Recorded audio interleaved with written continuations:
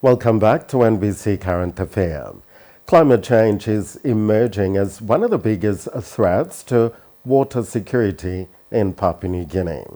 In Port Moresby, prolonged dry seasons, rising temperatures, unpredictable rainfall and flooding are placing increasing pressure on the city's aging water system as the population rapidly grows.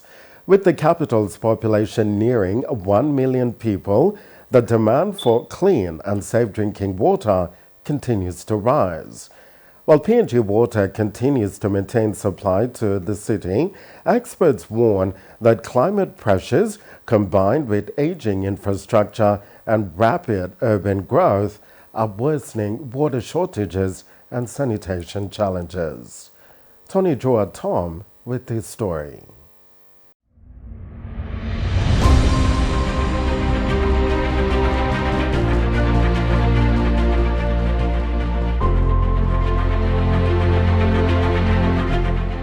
This is the Sirunumi Dam, the main water source supplying nearly 80% of Port Moresby's water needs.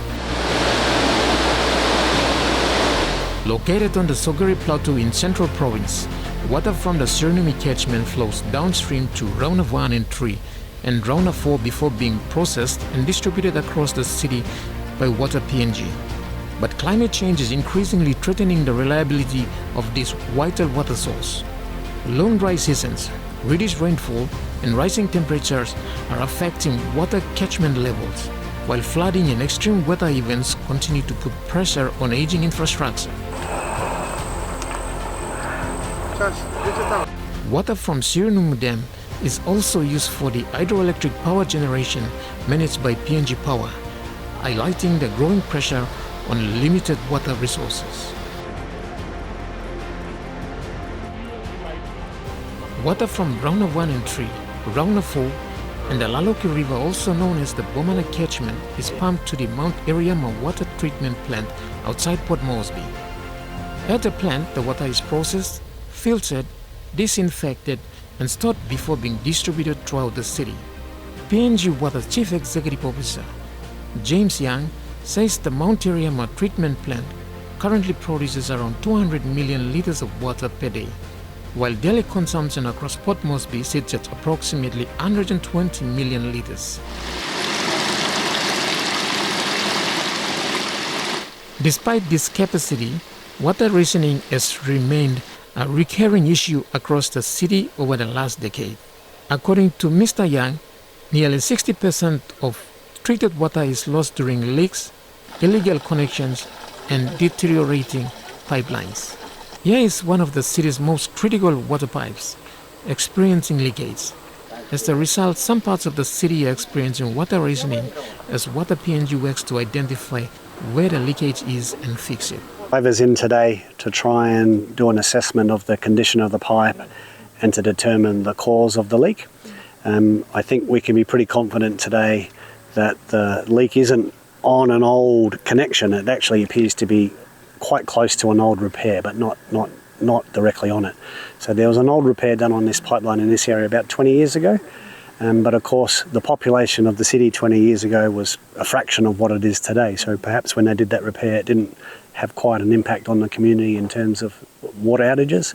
This one we'll have to go away and have a bit of a think about how we tackle it. But I'm leaning towards excavating a big drain adjacent to the pipe, draining that area, and then perhaps trying to tackle it if we can dry that area out.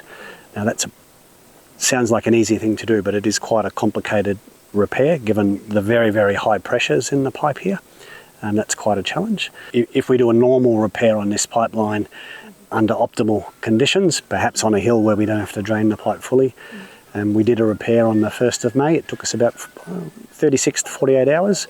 We minimised the impact to the community. The community was still impacted and we got quite a few complaints, but generally the community's been supportive of those type of repairs. This one could be quite a bit longer, so the planning needs to be very, very rigorous to make sure we minimise those impacts. Climate change is also compounding these challenges. Modelling, by PNG Water and the Asian Development Bank shows that changing weather patterns and prolonged dry conditions continue to threaten long-term water security in the capital. While drought may not be the most immediate risk, officials say climate change is increasing pressure on already fragile infrastructure. At Makana settlement, just 3 kilometers from Mount Iriama, hundreds of residents collect water daily from a leaking roadside pipe. The leaking pipe runs through contaminated swampy water, yet residents continue to use it for drinking, cooking, washing, and laundry, exposing families to serious health risks.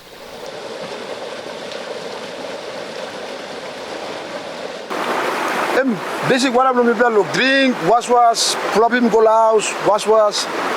Now, use him look, boiling tea or cook wash too, when people have siloya. All family wash stab here, all back and pull up him, all back single house, all wash, cook one time, use him slap water. Now, sometimes all got coins, money blow or pull him low, pipe goal, house blow. Now, people sometimes people can pull up him, so drink. Rapid urban growth and rural to urban migration have expanded informal settlements into areas without proper water connections, leaving many families vulnerable during dry periods and water shortages. For residents at Makana settlement, life without reliable water access has become normal. Many families have spent more than 2 decades relying on set public taps or water supplied by nearby households. Residents say they struggle living without proper access to clean water. 1992 mi kam no here. Olsi mi kam stablo here mi am blaman mi stapi kam nap no mi lapun. This la water system ya em problem ya mi pla facing no. Time bara kam ya all pasim na mi pla no sa wonem how all pasim na all picking near time all la go school. You washing clothes na all drink tea na kake na go to school I'm right na sambatan no kat bara. No kat uniform em all no sa go to school. Uniform dating na stop all no sa go to school. Okay all workman marry. Money no kira bol ba dream tea na kake na all ba go work. Em wara stop okata man marry lo dis la ground ni sa kake na stop. No kat bara em by mixing firework kake wen by cook na kake na sirip. Samata mol pigini marry pigini mama papa okata ni sa kake na sirip. That's why me racing complaint no me.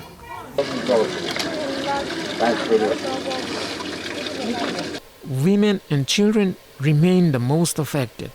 Every day, women carry 20 and 40 liters of water for their families, while children work long distances carrying containers for drinking, cooking, and cleaning. At Faria settlement, more than 10,000 residents rely on one common water tap. Long queues for water have become part of daily life. There's 12 to 15,000 people here. They walk from all over. Zone 8, Zone 9, and beyond that, Paria, parts of Paria and also Kauteri. They came all the way and fetched the water here.